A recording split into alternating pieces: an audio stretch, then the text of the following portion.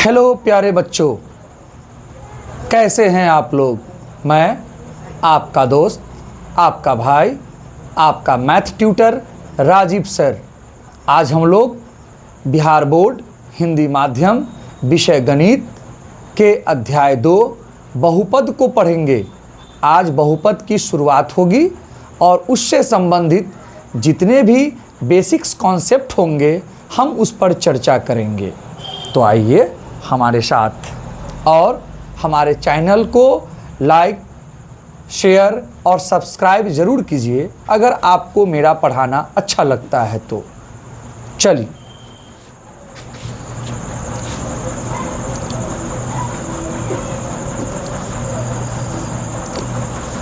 बहुपद, हम लोग बहुपद पढ़ेंगे। बहुपद में हम लोग पढ़ेंगे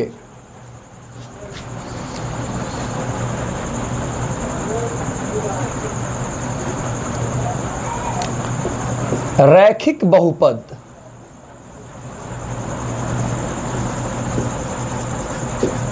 रैखिक बहुपद हम लोग पढ़ेंगे। रैखिक बहुपद कहते हैं किसे?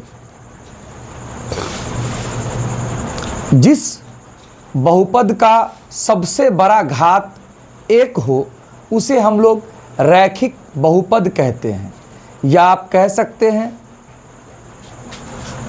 एक घात वाला बहुपद। मतलब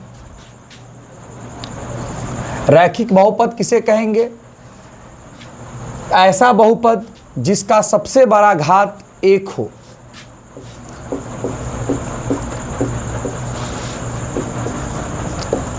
ऐसा बहुपद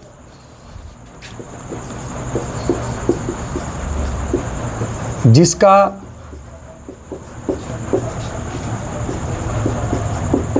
सबसे बड़ा घात, घात मीन्स पावर, 1 हो। लेकिन इसके कुछ शर्त हैं, इसको मैं धीरे धीरे समझाऊंगा। एग्जाम्पल्स देखिए। एग्जाम्पल जैसे कि ये x है, तो घात जब भी देखें इसके लिए जरा सा कुछ कॉन्सेप्ट है, इस कॉन्सेप्ट को थोड़ा थोड़ा समझिए। घात जब भी देखें, घात कहां देखें? बच्चे कंफ्यूज करते हैं कि घात वो कहां देखे। तो घात वो हमेशा चर पर देखे, चर पर देखें। चर कहते हैं किसको? चर कहते हैं किसको? ए से लेकर के जेड तक को चर कहते हैं। इंग्लिश में इसे वेरिएबल कहते हैं। वेरिएबल, वेरिएबल कहते हैं। ए से लेकर के ए बी सी डी से लेकर के जेड तक को हम लोग चर कहते हैं। जिसका मान बदलता रहे उसे हम लोग चर कहते हैं। आपने पढ़ा कि ऐसा बहुपद जिसका सबसे बड़ा घात 1 हो उसे हम लोग रैखिक बहुपद कहते हैं। उसे हम लोग रैखिक बहुपद कहते हैं। इसमें सबसे बड़ी बात आती है कि बच्चे कंफ्यूज करते हैं कि घात देखे तो कहाँ देखे। तो एग्जाम्पल्स को अभी रोकिए। घात कहाँ देखें, एक सवाल बनता है। तो घात आप चर पर देखेंगे। इस सवाल का यही जवाब है कि घात कहाँ देखेंगे? चर पर देखेंगे। चर कहते हैं किसको? तो चर को इंग्लिश में वेरिएबल कहते हैं। ऐसा मान जो हमेशा वेरिएबल होता रहे, बदलता रहे, उसको हम लोग चर कहते हैं। और चर की पहचान क्या है? ए से लेकर के जेड तक को चर कहते हैं। तो जब भी आप घात देखें, चर पर देखें। तो आप देखिए ये x है, उदाहरण में x है, तो इस पर कोई पावर नहीं है, कोई घात नहीं है, इसीलिए घात 1 माना जाएगा। इसी प्रकार अगर आप यहाँ 2 देखते हैं, तो 2 देखते हैं तो 2 ये आपका अचर है। 2 अचर है, अचर, कांस्टेंट, कांस्टेंट है ये, कांस्टेंट है ये। जिसको आप संख्या कहते हैं, ये हमेशा फिक्स होता है, कभी बदलता नहीं। 1 2 3 इत्यादि कभी बदलता नहीं। जिसका मान कभी न बदले वह अचर है, इंग्लिश में कांस्टेंट है। आप अपने भाषा में इसको संख्या भी कह सकते हैं, जैसे 1 2 3 4 5 1000 50 1 लाख इत्यादि। तो कभी भी घात संख्या पर न देखे, बहुपद जब समझ रहे हैं तो, बहुपद जब समझ रहे हैं तो कभी भी घात संख्या पर न देखे, ए से लेकर के जेड तक पर देखें, चर पर देखें। तो यहाँ तो 2 आया, तो आप कहेंगे 2 पर पावर तो 1 है। हाँ, 2 पर पावर 1 है, बट 2 आपका चर नहीं है, 2 अचर है। इसीलिए आप किसी संख्या पर घात नहीं देखेंगे। आप यहां देखिए इस प्रश्न में y+6 देख रहे हैं आप, ये आपका बहुपद है और साथ में रैखिक बहुपद है।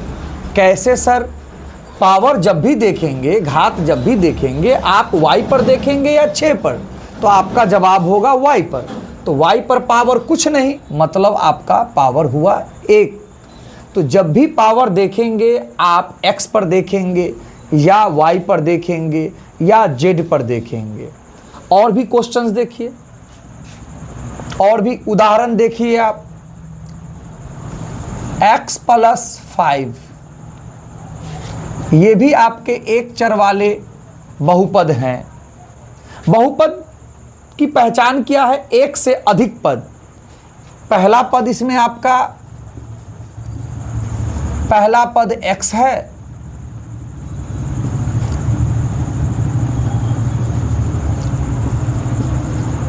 पहला पद आपका x है, दूसरा पद आपका +5 है। इस क्वेश्चंस को देखा जाए तो इसमें पहला पद y है, और थोड़ा समझाने के लिए अगर माइनस कर दूं तो दूसरा पद -6 है। तो ऐसे प्रश्न जिसमें एक से अधिक पद हो, एक या एक से अधिक पद हो, उसे हम लोग बहुपद कहते हैं। और बहुपद में हम लोग रैखिक बहुपद पढ़ रहे हैं, जिसमें सबसे बड़ा घात 1 को रैखिक बहुपद कहा जाता है। इसको एक घाती बहुपद भी बोलते हैं। रैखिक बहुपद को एक घाती बहुपद भी कहते हैं, एक घाती बहुपद। इसकी अंग्रेजी पोलिनोमियल होता है। बहुपद की अंग्रेजी पोलिनोमियल होता है। रैखिक बहुपद की अंग्रेजी लाइनियर पोलिनोमियल होता है, लाइनियर। इसके बारे में थोड़ा और आगे बढ़ें तो इसका जो कुछ सूत्र है वो इस प्रकार है।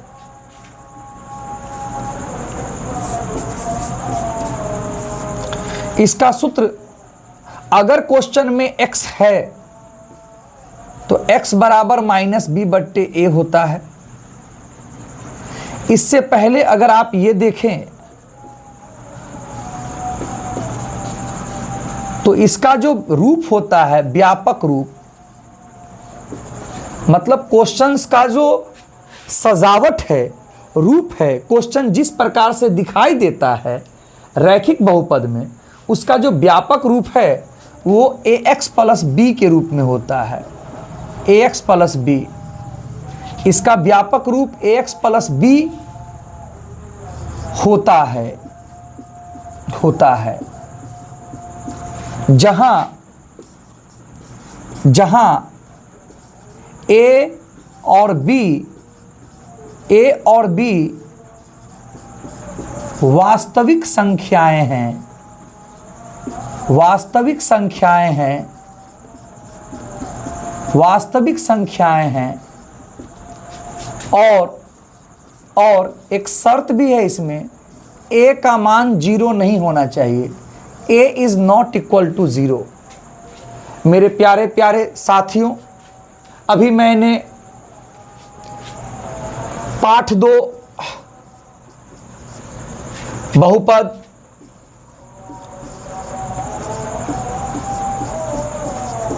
कक्षा 10th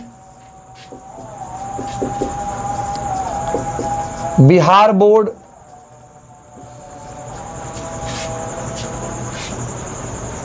सब्जेक्ट मैथ का पाठ 2 पढ़ा रहा था आपको, जिसमें पाठ 2 बहुपद है, जिसमें मैंने कहा कि एक से अधिक पद, एक या एक से अधिक पद अगर हैं तो वो बहुपद कहलाएंगे। जिसमें आपको मैंने y-6 के बारे में बताया कि पहला पद y है, दूसरा पद -6 है।